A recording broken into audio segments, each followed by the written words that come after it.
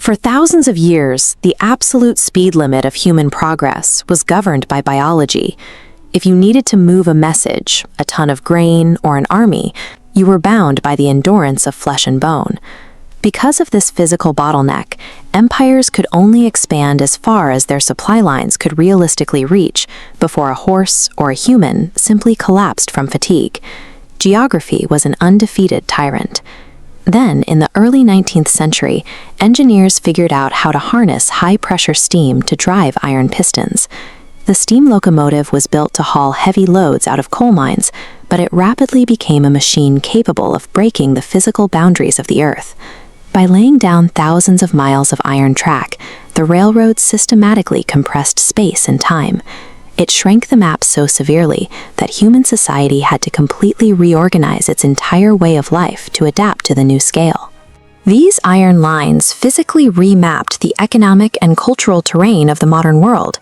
To see how this happened, we can look at the micro level. In the early 1800s, Britain was an overwhelmingly agricultural and rural society. Most people lived exactly where their food was grown. But an economic force called agglomeration, the tendency for businesses and workers to cluster closely together to save money and share resources, was about to take hold. As the first passenger and freight rail networks spiderwebbed across the English countryside, the new stations acted like massive economic gravity wells. That gravity pulled thousands of workers from their family farms. If you wanted a higher-paying job in a new factory, you moved toward the tracks. This map shows the 1801 population density of England and Wales. Notice the dispersed green and blue areas, isolated rural communities. But look at 1871 on the right. Explosive red clusters erupt around hubs like Manchester. The population physically migrated to the railway network. This map tracks the proportion of the adult male labor force working in the secondary sector, which includes manufacturing. By 1881, the workforce had heavily concentrated into these same dense urban zones, abandoning the fields for the factories. The railway station had become the new geographic center of gravity, closing the book on a purely agrarian age. If we zoom out from the parishes of Britain to the massive, untamed wilderness of the American continent in the mid-1800s, the physical barriers were even more extreme. Crossing the United States by wagon took months of grueling, dangerous travel across brutal deserts and towering mountain ranges. The logistics of moving heavy goods coast to coast were so punishing that the East and West functioned almost like separate countries. The 1869 Transcontinental Railroad instantly bridged that divide. In days, instead of months, raw materials from the West could feed the East's booming factories. The country rapidly pivoted away from the localized agrarian divisions of the Civil War era, accelerating straight into the hyper-connected industrial boom of the Gilded Age.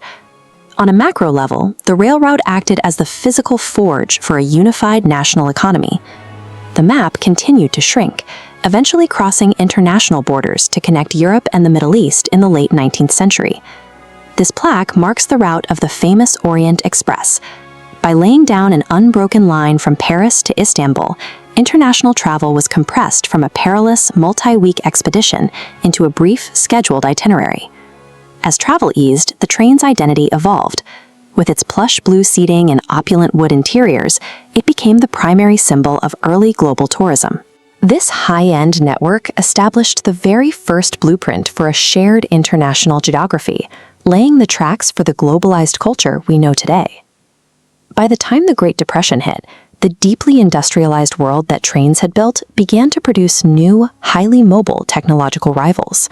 Paved public highways and Henry Ford's mass-produced automobiles offered a level of flexibility that rigid rail monopolies couldn't match. A Model T could navigate steep cobblestone streets and deliver people exactly to their front doors, completely bypassing the train station. At the same time, early commercial aviation was compressing the map from above.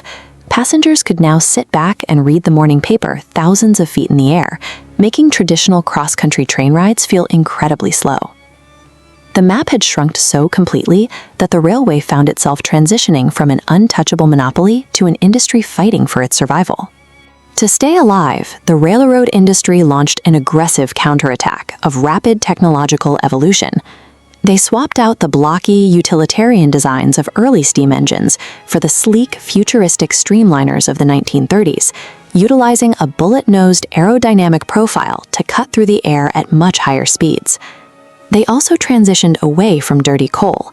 New diesel-electric trains, wrapped in bright stainless steel, vastly increased operational efficiency by requiring far less maintenance downtime and fewer fuel stops. This technological arms race successfully kept the trains running, securing their permanent role in the modern web of public transit and commercial shipping. The golden age of the rail monopoly is behind us, but the massive shift from farms to factories, the binding together of isolated coasts, and the very concept of global travel all trace back to the moment humanity decided to conquer space and time using iron and steam.